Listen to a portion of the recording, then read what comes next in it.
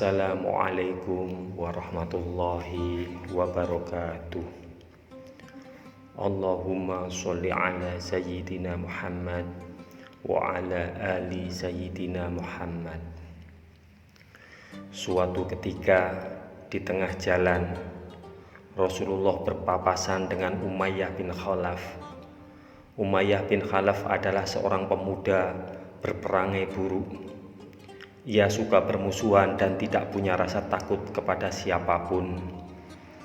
Sekalipun Umar bin Khattab dan Hamzah bin Abdul Muthalib telah bergabung dengan pasukan kaum muslimin, Umayyah menganggap enteng-enteng saja. Dia bahkan telah sesumbar akan membunuh Rasulullah dengan tangannya sendiri. Oleh karena itu, ketika berpapasan dengan Rasulullah, Umayyah langsung menggertak sambil menunjuk kuda yang dituntunnya.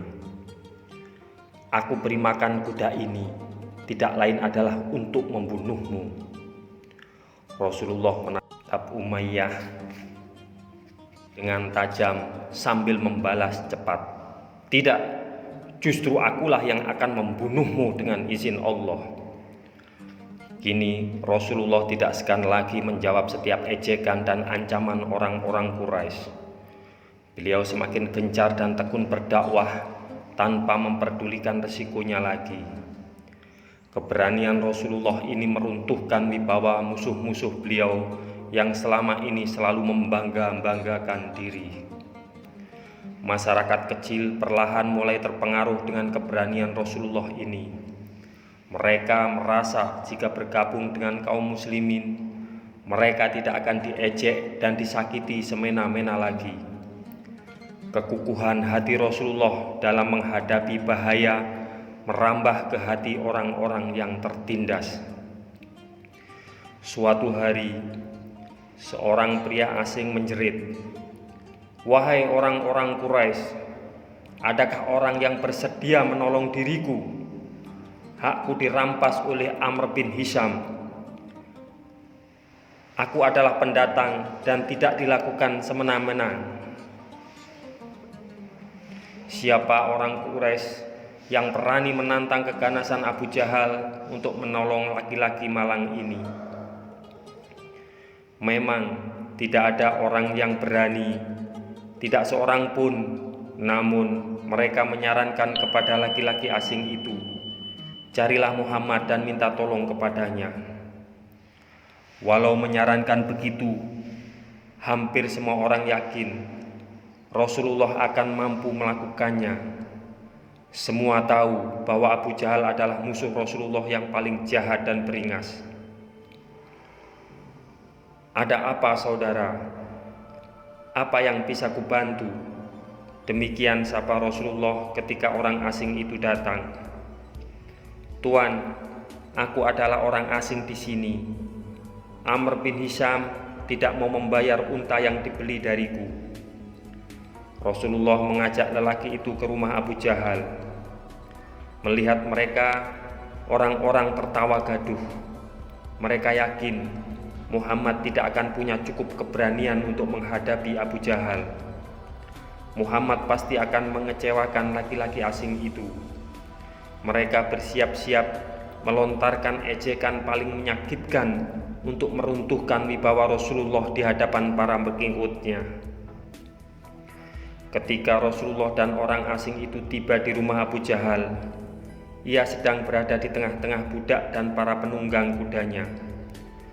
Tiba-tiba pintu diketuk dengan keras. Wajah Abu Jahal memerah menahan marah. "Siapa yang berani mengetuk pintuku sekeras itu? Tidak tahu dia kalau aku sedang bersama bawahanku. Dengan mudah mereka bisa kusuruh melumatkan orang itu." Abu Jahal membuka pintu dan terkejut melihat Rasulullah di depannya. Saat itu, wajah Rasulullah tampak sangat penuh percaya diri. Hati beliau sudah bulat untuk membela orang yang teraniaya ini. Abu Jahal tidak berkata sepatah kata pun. Ia masuk ke rumah dan keluar lagi untuk membayar pembelian unta laki-laki asing itu. Orang asing itu sangat berterima kasih kepada Rasulullah. Ia segera pergi dan bercerita kepada orang-orang di sekitar Ka'bah. Mau tidak mau, keberanian Rasulullah ini menimbulkan rasa kagum di hati mereka. Mereka yang tadi sudah siap mengejek pun membubarkan diri dengan perasaan bercampur aduk, kesal, geram, tetapi sekalipun hormat dan kagum. Kabar tentang ajaran Islam sudah mulai menyebar ke seluruh pelosok Jazirah Arabia. Suatu hari, datanglah seorang laki-laki berwajah ramah dan bijaksana. Abu Thalib melihatnya, lalu menegur, "Sepertinya Anda laki-laki asing." "Betul, namaku Abu Dzar dari suku Ghifar." Sebelum datang sendiri, Abu Dzar mengutus seorang saudaranya untuk mencari tahu tentang Rasulullah. Sesudah melihat apa yang dilakukan Rasulullah, saudara Abu Dzar melaporkan, "Demi Allah, aku telah melihat seorang menyuruh kepada kebaikan dan mencegah dari keburukan."